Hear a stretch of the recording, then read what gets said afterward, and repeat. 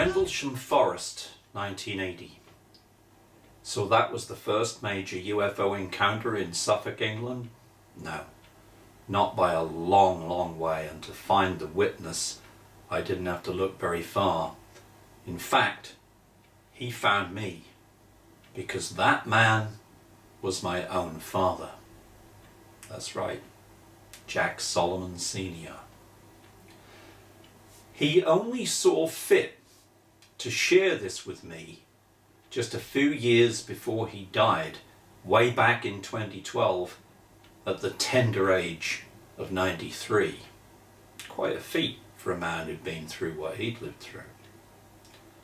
If you opened an encyclopedia and looked up the word redneck, chances are you would find a picture of my father, or someone very much like him, because he was a very, very basic, down-to-earth type of man.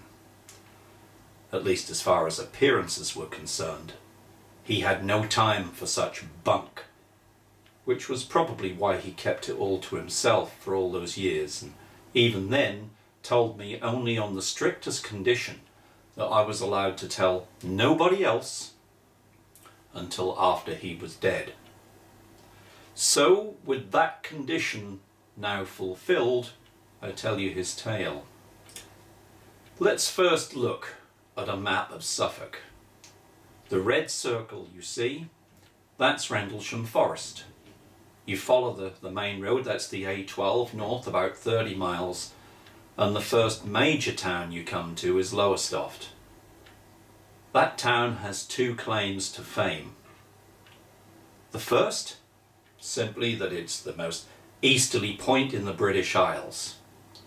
But the second thing that makes Lowestoft stand out, it has the highest instance of UFO sightings of any region, anywhere in the United Kingdom.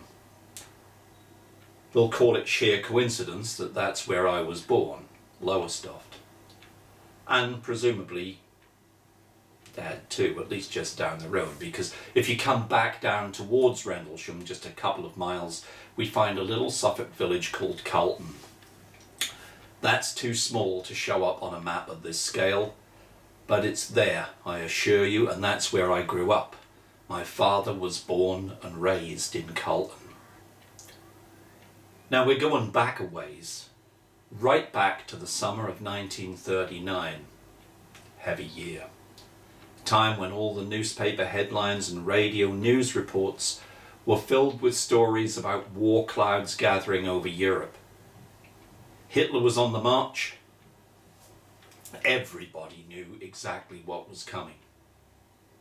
Back then, my father, he was an 18-year-old farmhand. He was never the worrying kind, more the type who takes each day as it comes. He gets on with whatever he has to do today, and may the devil take tomorrow. He was a strange man, hardly ever slept, and when he did, always got up at the very crack of dawn, long before any normal person would have been up and about. Being England's most easterly point, in midsummer, it gets light, kind of early in the Lowestoft area. Starts at 0300, sun up by 0330. That's a time of day when there's usually nobody else around except dear old Dad, or young Dad as he was on that warm, sunny June morning. He was on his way to move a field of cattle to fresh grazing pasture, when suddenly the sky darkened. Dad thought at first it must be a sudden change in the weather, and he looked up, expecting to see a couple of storm clouds. Well, that's what he thought. But as the sun disappeared completely and the sky returned to the dark of night, Dad realized it was something more. This darkness was moving, like a shadow passing directly over him, a shadow which now bathed him in an eerie blue glow. Now he was looking up at a blue cross, a burning blue cross. As he stepped back and craned his neck to take it all in, he saw that cross was attached to the underside of a gigantic silver disc. The term UFO did not exist then, so he had not the slightest clue what he was looking at. But in his own words, it was huge, so big that it filled half of the entire sky. If you've ever seen the film American Werewolf in London, you'll know the scenes from the marshlands. Well, where all this happened is just like that. Wide open moorland, hardly any trees or houses or anything else. It's changed a little since, but not much. It's still very much like that. So set against a landscape that, like that, to say it covered half the sky means that we're not talking about a football pitch. We're not even talking about a couple of American aircraft carriers in size, but more like something the size of a small town or village. This is 8 years before the world would even hear the name Roswell. 3 years before Aztec or Battle of LA, and 42 years before Colonel Charles Holt and his boys would face off with their diamond in the sky just down the road at Rendlesham Forest. The vessel passed very slowly over my father at what he described as a walking pace. Well, hard to judge, I guess, when something's that big. But it was in no hurry to leave either, taking a good 10 minutes to pass overhead and slowly return the light of day. As the sun fell once again upon my father's face, he watched the saucer accelerate, not to mind-warping speed, yet moving much faster than it had been before, and then heading west, disappearing somewhere over the River Waveney. I'll tell you right now, we had not seen the last of it.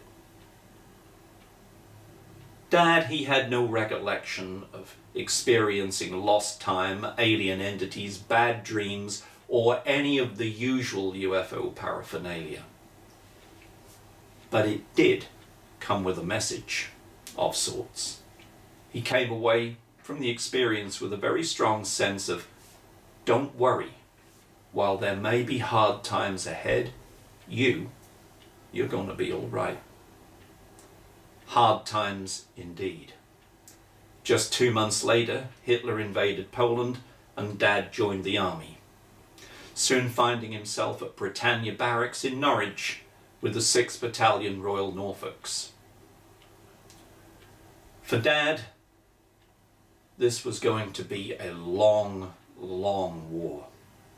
A war in which his uncanny ability to always move out of that exact spot where the next bullet, bomb or shell exploded, it would save his life time and time again. It first showed itself with a premonition he had of a German air raid on a railway station at the Norfolk village of Suffolk.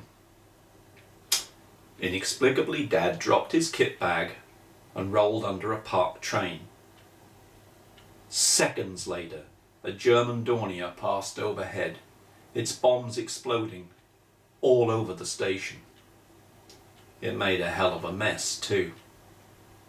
When the smoke cleared, dozens of English soldiers lay dead or wounded, the station in ruins. But he rolled out from under that train without a single scratch. Now inflamed with a sense of revenge, he was watching the skies again, but this time as an anti-aircraft gunner, shooting down those same German planes, which he apparently was very, very good at. Then he spent time on coastal defences up in the far north of Norfolk, waiting for the German invasion. Thankfully, that never came. But Pearl Harbor did, and Dad found himself in the jungles of Malaya shooting it out with the invading Japanese. By this time he was driving a Bren gun carrier. That's a little tracked vehicle like an open-top tank, all filled with machine guns. One day, on a fairly quiet day at the front, he turned his vehicle into a tight little jungle track, then intuitively ducked his head down below the armour plate, reaching for his map. At that exact second, a shot rang out, covering my father in blood. After a moment or two, he realised he wasn't hurt. The bullet, clearly intended for him, as the driver, had instead struck his co-driver through the neck, killing him outright. Somehow Dad just knew where the shot came from and turned his Bren guns on a nearby banana tree. Sure enough, a Japanese sniper fell to the ground, all shot to hell. Again, Dad, though blood smattered and a little shaken, came out of it without a scratch.